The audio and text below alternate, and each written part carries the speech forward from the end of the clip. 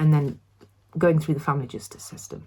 Okay, I've been failed by the family justice system, and I've also been protected by the family justice system.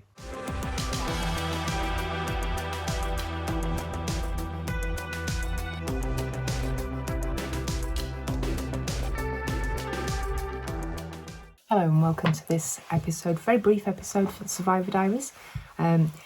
Welcome back. I am buzzing to be recording another episode. I am absolutely made up, and I don't just mean that I've put makeup on for the first time in a long time in lockdown.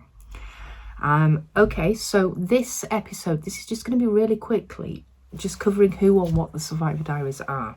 And the reason that I want to do this is because I want to give people an understanding of where this channel is coming from. And if people don't feel that this channel is for them, then that's fine. They can unsubscribe and take that elsewhere. So to start off with, what we're going to discuss is who the Survivor Diaries are, what the videos are and what they are about, and then who they are for. Within that, there are quite a few different strong viewpoints that we have at the Survivor Diaries as a result of what I see as a legal professional and from my own personal experience as well. So I'm going to just cover those briefly at the end. I'm currently a practicing family lawyer in England and Wales. I practice in the area of child arrangements and domestic abuse. I was previously a teacher of science. That's quite relevant, but I'll come on to that in a minute. Also, and perhaps one of the most significant things, is that I'm also a survivor of an abusive relationship, and then post-separation control, which continued through the child arrangements, through the arrangements for the children. And that is something that is so common.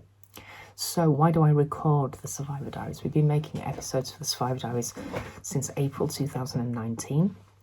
We're coming back with a force and with a new project right now. So this is just a kind of introduction, just to make sure that if you're subscribing to the Survivor Diaries, you know what's coming. I'm now a lawyer. I used to be a teacher. I've told you I'm a survivor, and I've told you that I've made the videos.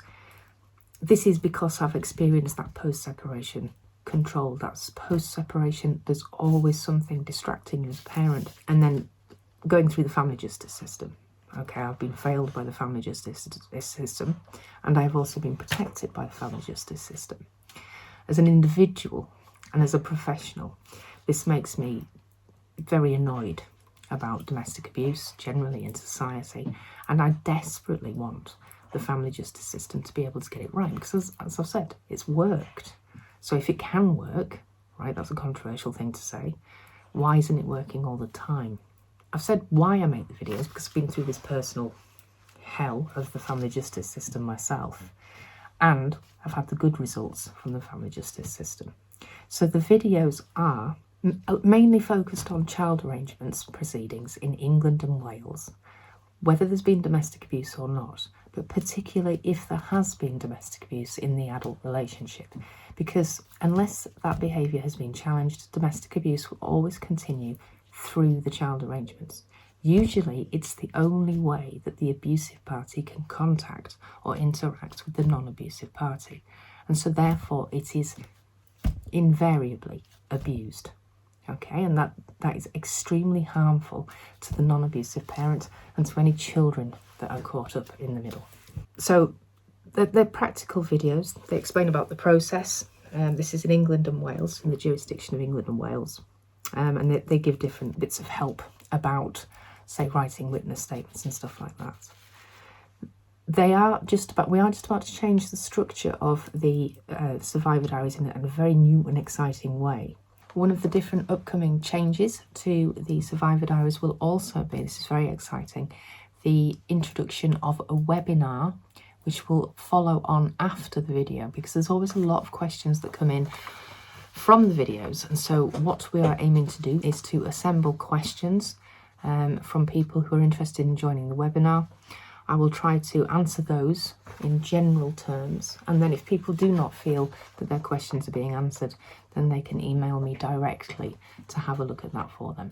So we're talking about what the Survivor Diaries videos are and who they're for. So they're for anybody experiencing domestic abuse, anyone who wants to, who's experiencing current abuse, anybody experiencing domestic abuse, whether they've got proceedings going on or not, abuse through the children, or if they're within the family justice system. And it's also for anybody who's supporting any of the above. So maybe somebody who's in a relationship with somebody who was previously in an abusive relationship and is now having the most wildest, maddest co-parenting difficulties you've ever seen. Anybody who really wants to understand more about domestic abuse and its insidious nature and post-separation control through the children.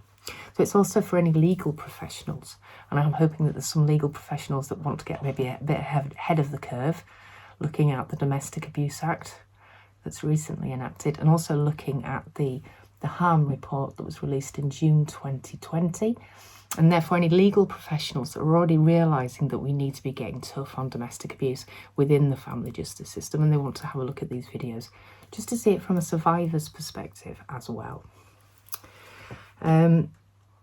So anybody who wants a better understanding of domestic abuse, and in particular how it carries on through children. And so within the channel, what does that mean? What is something that we have as recurring themes? And I know from the comments that these are sometimes controversial. I know this, and therefore I'm going to clarify now some of these recurring themes and views that we have on the channel. And then if you don't like them, you don't have to watch. It's okay. I don't mind you having different views. That's fine. As a survivor, as a legal professional, this is what I see.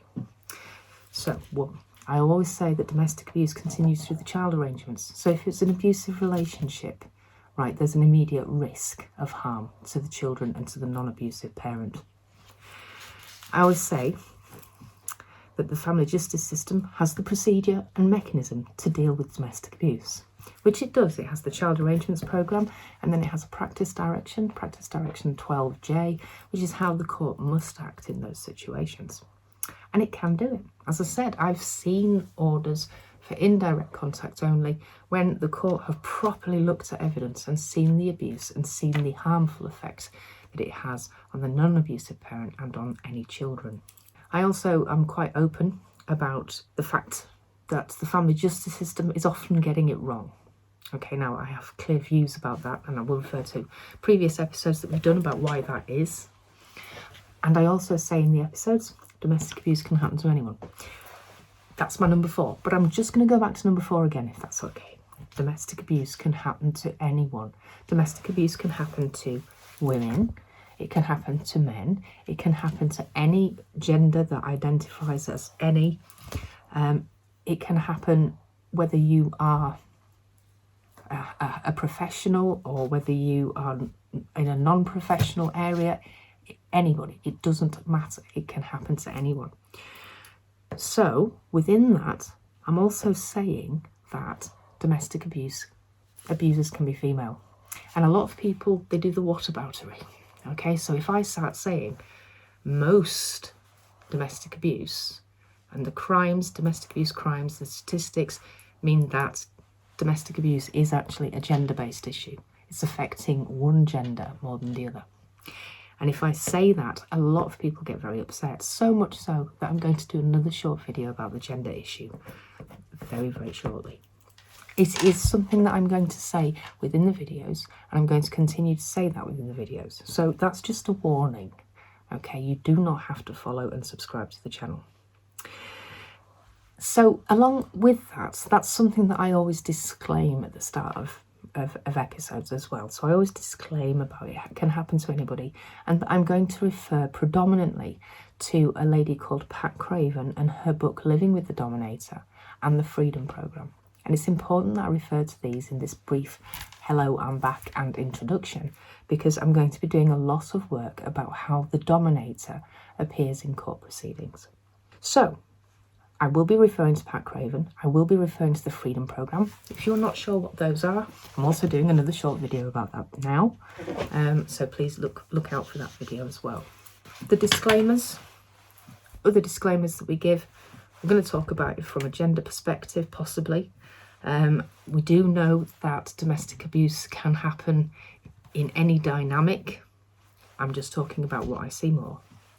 I always qualify that I'm a solicitor in England and Wales, so therefore if I'm talking about legal process, it's the England and Wales jurisdiction. If you are outside of the jurisdiction, although the law will be different and you should take your own advice from lawyers in your jurisdiction, a lot of the ways that abusers act are probably the same the world over. And the other thing that we always qualify is that any advice given in any of the Survivor Diaries videos has to be general advice at this stage, without knowing a person's unique legal situation, and they're all unique. It is impossible for me to advise specifically. Okay, so I hope that's been helpful, just to give you a reintroduction of who the Survivor Diaries are. I'm ever so excited to be recording more episodes, and I hope that that's helpfully set things up, and you can be as excited as I am about upcoming episodes. And I look forward to seeing you soon. Thank you very much for watching, and bye.